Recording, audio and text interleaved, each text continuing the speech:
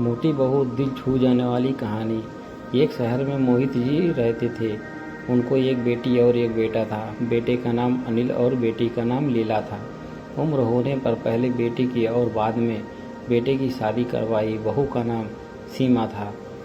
शादी के 2-3 सालों में ही सीमा का वजन काफ़ी बढ़ गया था और वह पहले से दुगनी मोटी दिखने लगी थी। इस मोटापे की वजह से सीमा को कई लोगों के ताने सुनने पड़ते थे।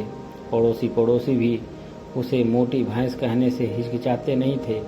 कितनी मोटी हो गई है, कैसे दिन पर दिन फैलती जा रही है, देखो जरा भी शर्म नहीं आती।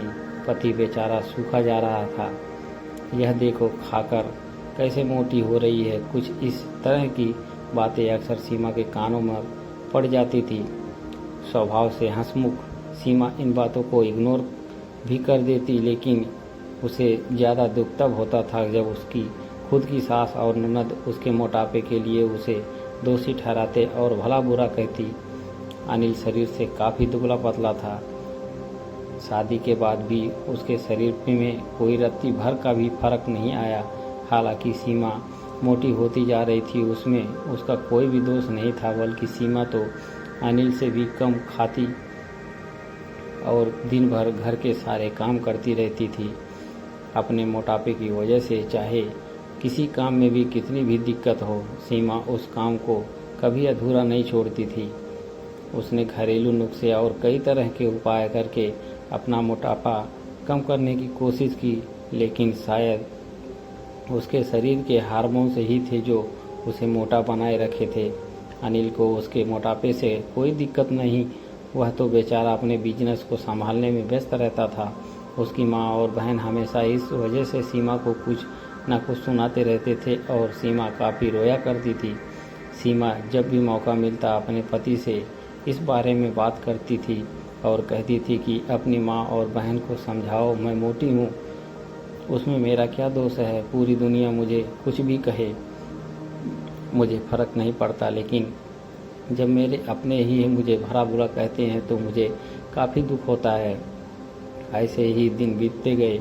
एक दिन सीमा की सास ताज़ी हवा लेने के लिए जब टेरेस पर गई हुई थी, तब वापस लौटते समय उनका पैर फिसला और सीढ़ियों से वह गिर पड़ी।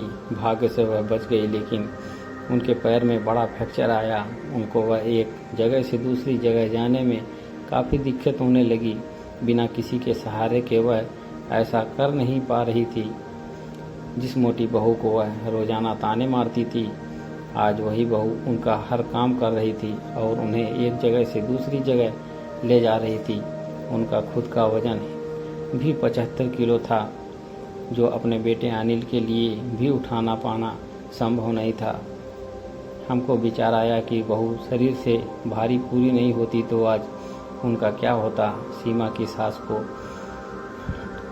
के साथ किए हुए अपने बुरे बर्ताव के लिए पछतावा होने लगा। उन्होंने एक दिन मौका देखकर इस बात के लिए सीमा से हाथ जोड़कर माफ़ी भी मांगी। सीमा ने कहा, अरे माँ, आप माफ़ी क्यों मांग रही हैं? आप मुझे समझने लगी, मेरे लिए इतना ही बहुत है। उस दिन के बाद सीमा के साथ में कभी भी उसे किसी मोटापे की वजह से एक शब्द भी नहीं बोला, बल्कि तो उन लोगों से लड़ जाती थी कि जो सीमा को मोटी कह कर के उनकी बुराई करते थे। सीमा की ननद भी इस घटना के बाद उसे इस विषय पर कुछ ना कहा। खुश मिजाजी सीमा अब पहले की तरह भी अब सब कुछ भुलाकर खुश रहने लगी। दोस्तों, हमारे समाज में, हमारे आसपास आपको ऐसे कई लोग मिल जाएंगे जो दूसरों को अपने शरीर की बनावट के हिसाब से गलत नाम देते हैं या उन्हें नीचा समझते हैं। किसी की हाइट कम हो तो नाटा, किसी का रंग काला है तो कालिया, कोई हेल्दी है तो मोटा, किसी के बाल कम है तो टकला। हमें ऐसी सोच को पूरी तरह ख़त्म करना होगा और यह समझना होगा कि बाहरी ऊपर ज़्यादा मायने नहीं रखता। मायने रखता है तो भीतरी खूबसूरती, स्वभाव और विचार। दोस्तों, कहानी अच्छी लगी हो तो हमारे YouTube चैनल को लाइक और सब्सक्राइब करना ना भूलें, ताकि आपको ऐसी नई नई कहानियाँ सुनने को सबसे पहले मिलती रहें। धन्यवाद।